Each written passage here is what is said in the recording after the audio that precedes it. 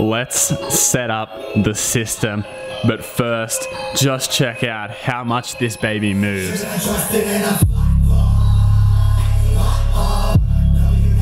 That sub is just so nice.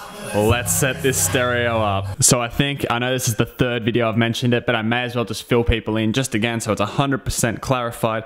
I'm rebuilding everything. I've got to build amp rack, I've got to build new subs, I've got to build new surround speakers. This is just temporarily setting it up so I've got bass in this room, and you know I've been insanely busy. It's taken me 10 days since living here to even contemplate plugging wires into these subwoofers. It's ridiculous. I've been incredibly busy, but today I've put aside some time. I'm gonna grind out some videos. I'm gonna upload all these videos with my 1 megabyte up per second upload speed, and hopefully be able to get some videos out for you guys to see, because I could not be more excited. I wanna get videos out. I wanna get pumping on these videos. So let's get it. Let's plug in the new or the old stereo. Again, temporarily using the Dallies and these subs and everything.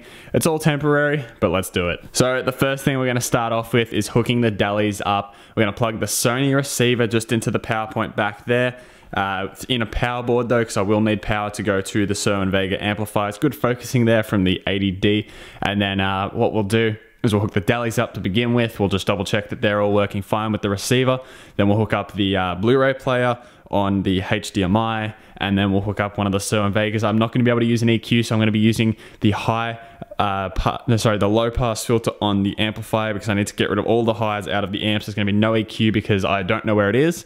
And yeah, so hopefully it sounds all right like that. So I now have really neatly organized cupboards, so I should be able to come down to here, bottom drawer, pull it out, grab a power board. Let's grab one like this that has a switch on it. We'll close that back up. I've got a power board here. We'll plug that into the wall. We'll plug the receiver in, and then we'll go from there. Another thing as well, if you remember, I only need one of these Sir and Vega amplifiers, so I'm going to get the one that I need and put the other ones just temporarily in the cupboard, because one has modified fans, because I only need 1 amp for these 2 subwoofers, and they still don't have enough power for that 1 amplifier. So I'll quickly sort that out, figure out which CV2800 it is with the aftermarket fans, and then stick the other 2 in the cupboard somewhere. So I've just moved the amplifiers and plugged in the CV2800 with the quiet fans.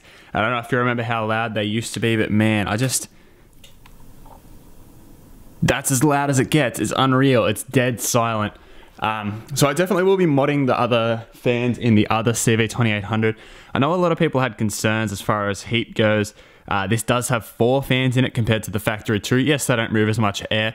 One thing I will do is when I get the new subwoofers and I need an amplifier each to break in the subs, what I'll do as a test is I will hook both amplifiers up to a different sub.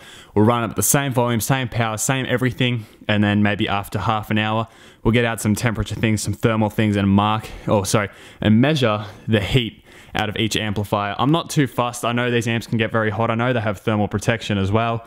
And I don't push them that hard for that long that it's going to cause any issues, but I may as well mark the differences just to show you guys that it's actually not too bad with the 4 fans in it, and still completely silent. How perfect. Anyway, I'm going to continue hooking this stuff up now, and we'll actually get some bass happening. I cannot be more excited for that either. I've been saying that a lot, but guys, seriously, I am so pumped for everything that is happening here. It's ridiculous. So let's hook the stereo up. Okay, so I've now got the amplifier hooked up. The only thing that isn't currently hooked up are the Dallies speakers. I've got the Bluetooth, it's connected to the TV, which is floating up on the wall. It's connected to my phone. Everything is awesome. I've got the windows open. It's 5 degrees outside, and I am hot as shit in here because of the stuff I've been doing. Just moving these subs about and that. I don't know why. I always get sweaty when I'm moving subs. I don't know. Let me know in the comment section down below. When you're setting speakers up, do you get hot and sweaty? I've always done it at PA gigs, at live sound gigs, anything like that. The moment you start plugging stuff into stuff, even though it's not really that hard to work at all, you always end up sweaty. I don't know why. Regardless of that, we're going to hook the Dallies up now. My phone's already connected, and we're going to test out this system and see if we can get some bangers coming through. Alright, so it's now currently playing out of my PC system. I've got everything hooked up exactly how it should be. I need to move that wireless charger back to my PC. If I press down here on Spotify and I switch it to this phone, it should play out of the stereo, and it does. Let's hear if the subs are working.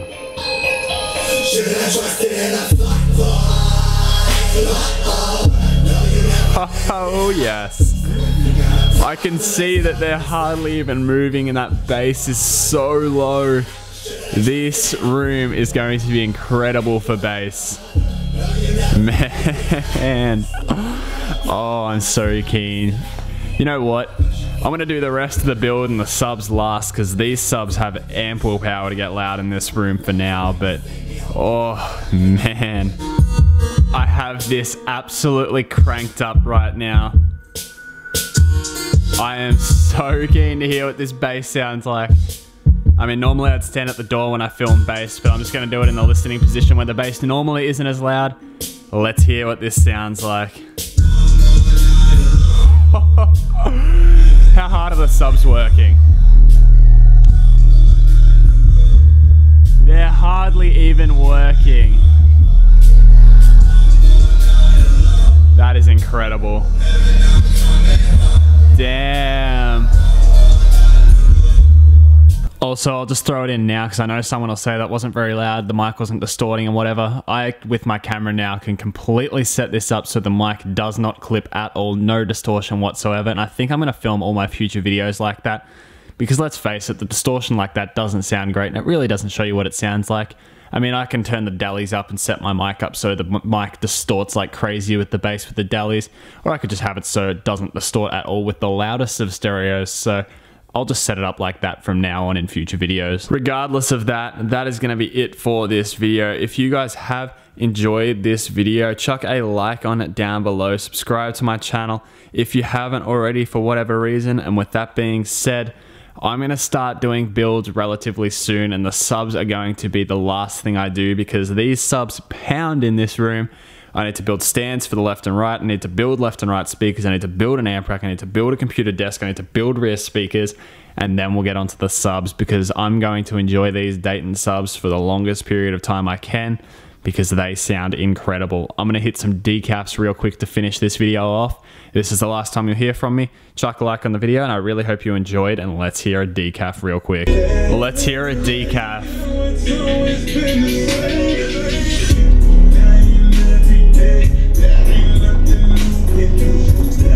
Oh, I hope my mic picks that up.